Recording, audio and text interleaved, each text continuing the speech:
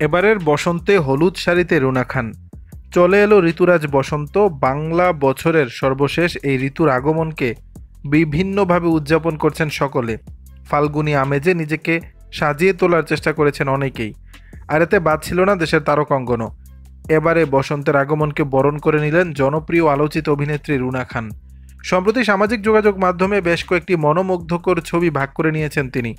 সেসব ছবিতে রুনাকে দেখা গেল হলুদ রাঙ্গা বাসন্তী শাড়িতে। সঙ্গে ঋতুরাজের আবহ ঘিরে দিলেন বিশেষ বার্তাও। ফাল্গুনের প্রথম দিনেই নিজেকে অলকানন্দার রূপে ধরা দেন রুনা খান।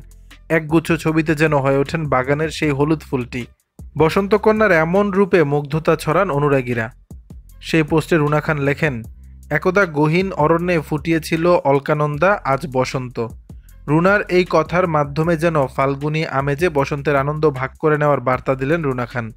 তার অনুরাগীরাও শুভেচ্ছা জানান তাকে। একজন লিখেছেন, এত সুন্দর হলুদ পরি এই বসন্তের আর কোথাও দেখি নেই, মাশাল্লাহ, এমন সুন্দর থাকো বইন। দর্শক, বিষয়টি নিয়ে আপনাদের মতামত জানাবেন নিচের কমেন্ট বক্সে।